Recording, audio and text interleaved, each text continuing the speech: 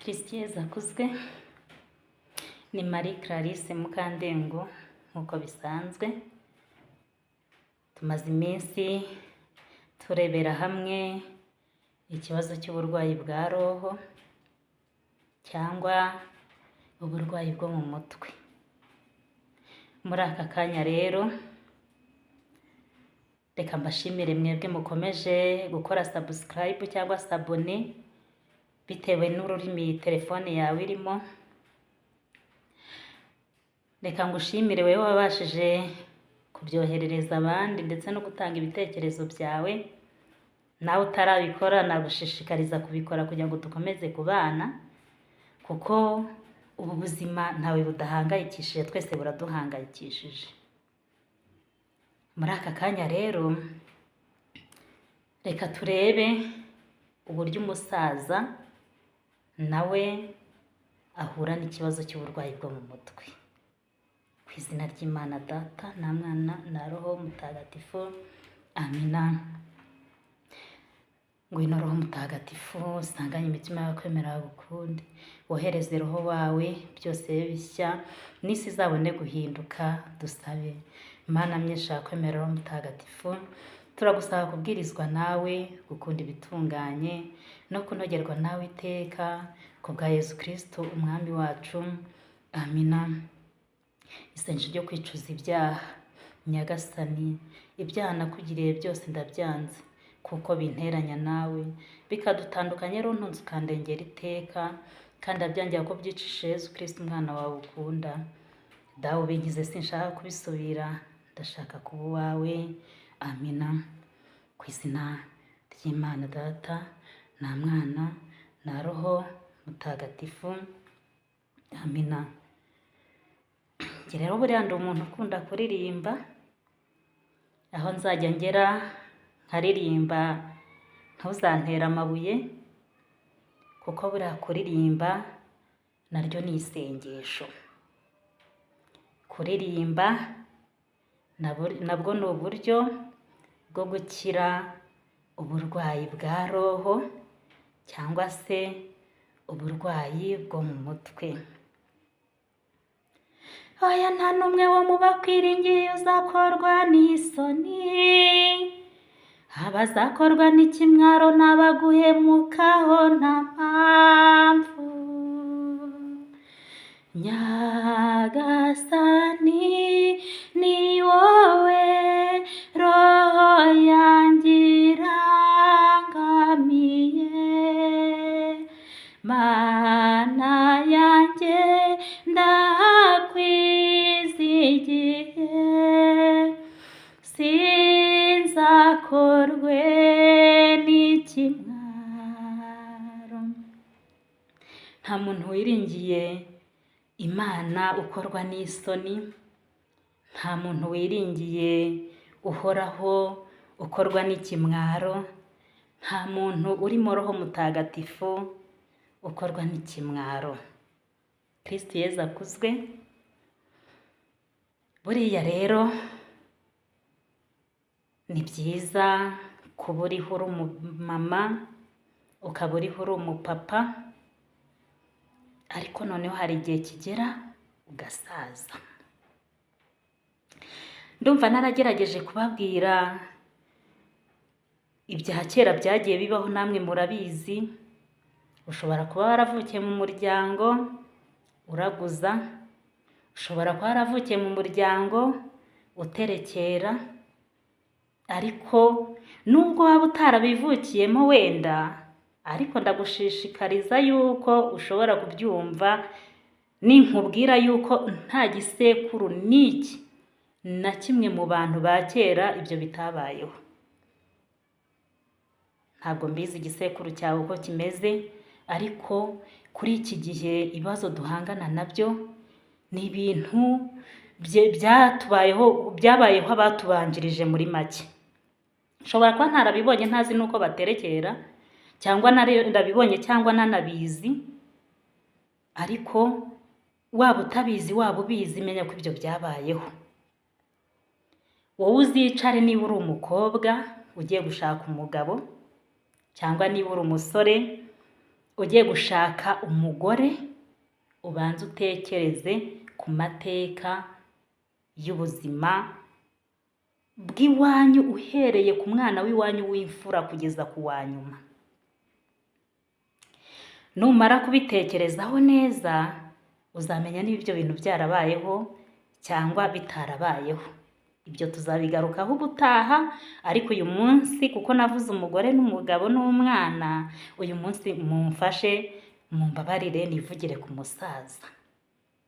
Umuntu ugeze mu gihe cy'izabukuru rero, na Bibiliya iratubwira ngo rwose tugerageze, twebwe tugifite imbaraga, twebwe bana tugifite ababyeyi, igihe mama wawe azaba ageze mu zabukuru cyangwa papa wawe azaba ageze mu zabukuru, ntuzamuhinyure.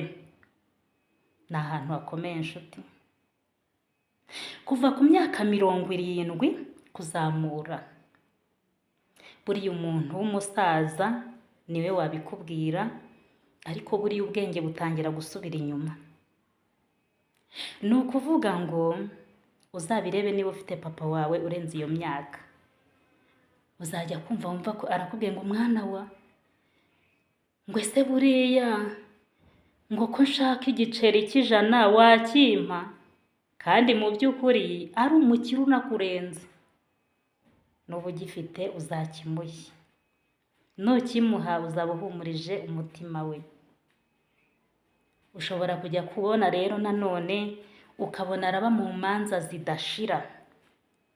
Uyu munsi akava ahangaha akarega ati umwana wanjye yankoreye ibi, ejo bakabakiranura, ejo agasubira ati umudamu wanjye byagenze gutya, bakabakiranura, ejo bundi agasubirayo.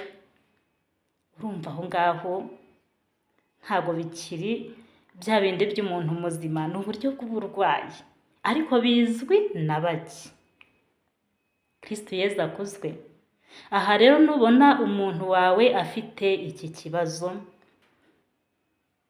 uko waba umeze kose, niba uri umukire, niba uri umukene, aho kugira ngo uvuge ngo reka mutize umurindi tugiye kwirukanka inyuma y'izo nkiko mu manza zidashira za buri munsi, kuko uko bwije n'uko bukeye niko urubanza ruzagenda ruhindura isura, ahora ati nararenganye mu ndenganure. Rwose aho kugira ngo bigende gutya, wamushyira ahantu hatuje, ukagerageza ukamuha icyo akeneye cyose. Uzabibwirwa nuko azagera bakakubwira amarangamutima ye, icyo gihe nibwo uzamenya uburwayi bwe. Nubona utabishoboye uzamushyire abamutega amatwi, nibikunanira uzamujyane kwa muganga Karayesi Ndera.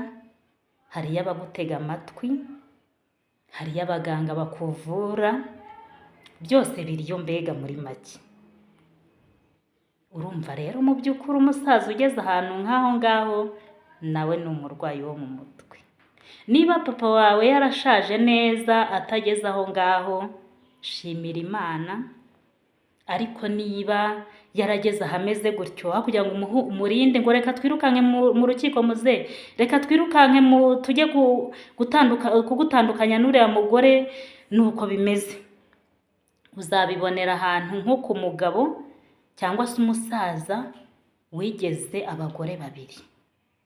Ni ukuvuga ngo hazabaho guhangana kw'iyo miryango, kandi uko byagenda kose niba banagerageza kubakemura, hazajya havuka urundi rubanza, buri munsi uhore muri ibyo.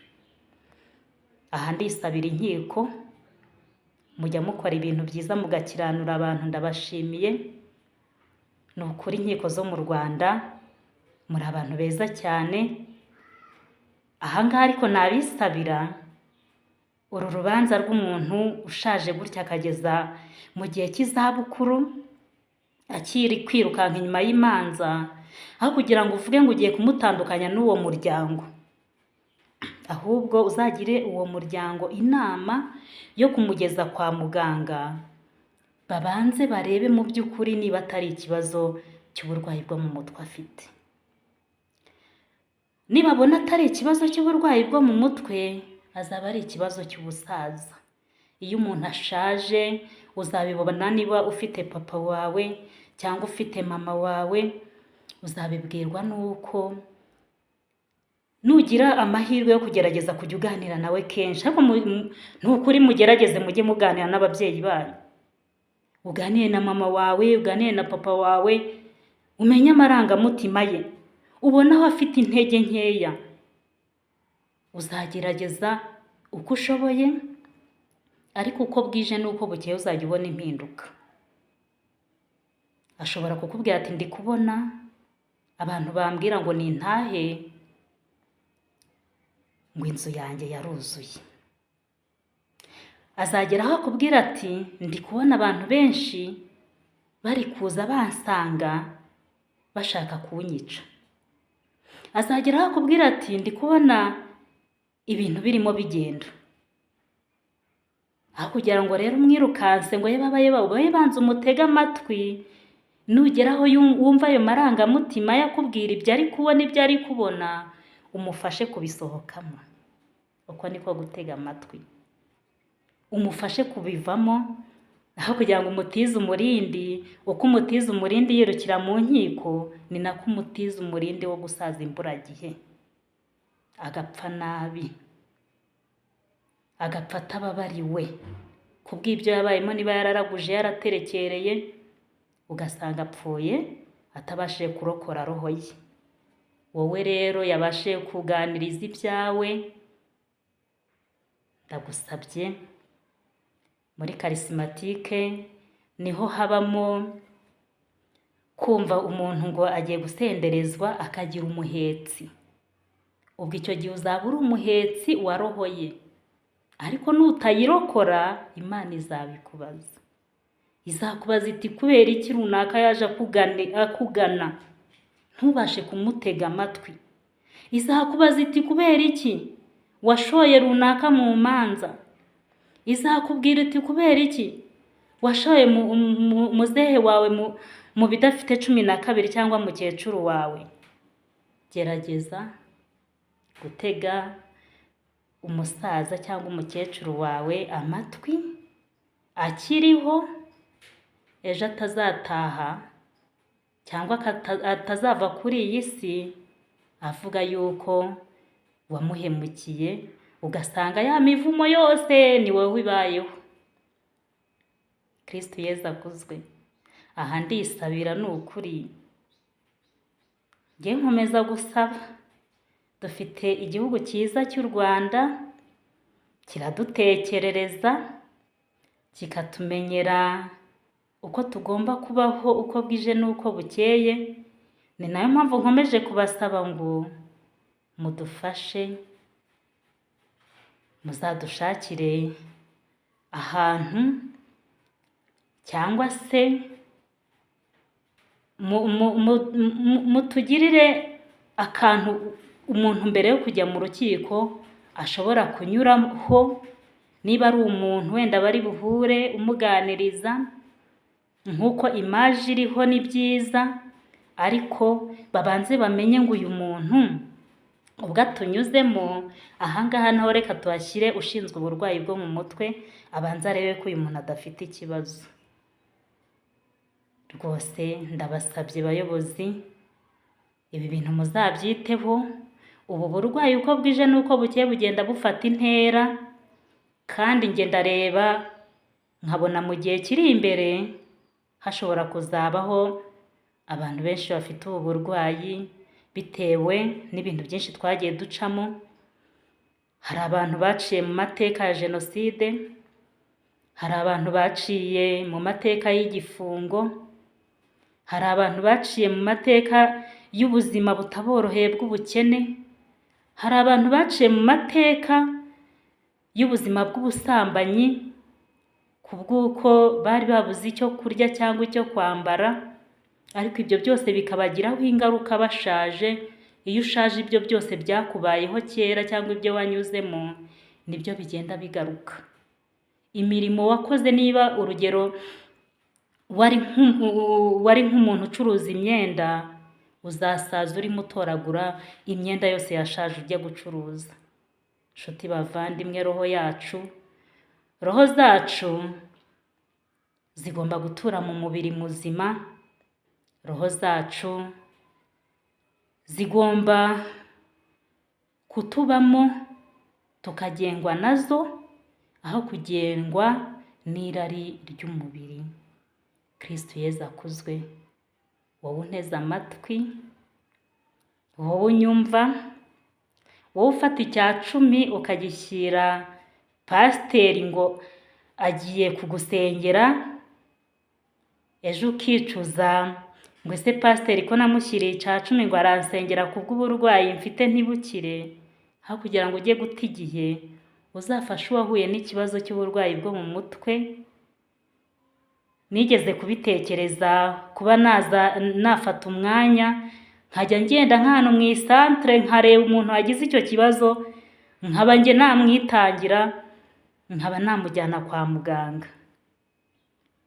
Nkiri umukobwa nari nahereye kuri 2, umuntu akajya aza nkamwereka urukundo, nkamwigaragariza, nkabana nawe, nkamenya uko mbana nawe.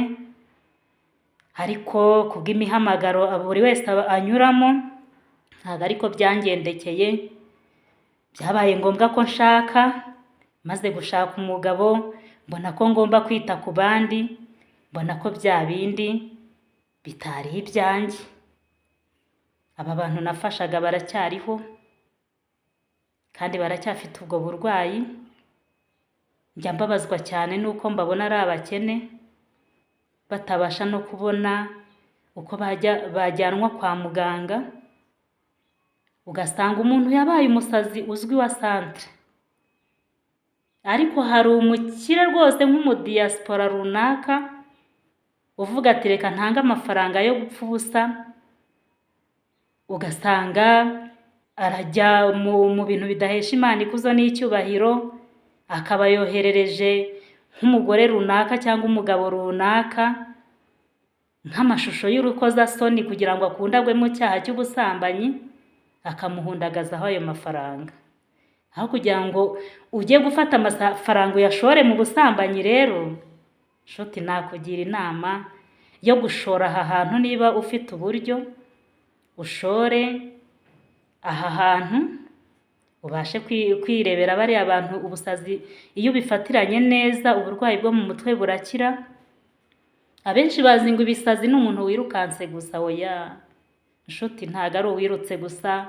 Hari igihe weho wasigaye ari weho musazi umurenze. Cyane nkawe wishora mu biyobyabwenge bya buri munsi, ibi ngibi bigera aho ngaho bigahinduka uburwayi bwo mu mutwe. Kristo Yezu akuzwe. Murakoze cyane. Ni Marie Clarisse Mukandengo ukomeje kubagezaho ibi biganiro. Namwe mukomeje kumpa inama n'inyunganizi, ndacyabashimira. Turakomeza, tuzajya dukomeza uko bwije n'uko bukeye, twungurana ibitekerezo.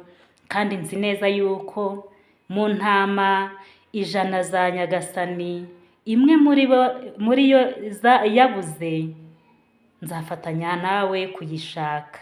Kristo Yezu akuzwe. Bikira Mariya Nyirimpuhwe, wibuke ko ntawe wigeze kumva, ko wasubije inyuma waje aguhungiyeho, agutakambira ngo umurengere umusabire. Nicyo gituma nkwizera, ndakugana nkuganyira ngo umpagareho kuko ndi umunyabyaha.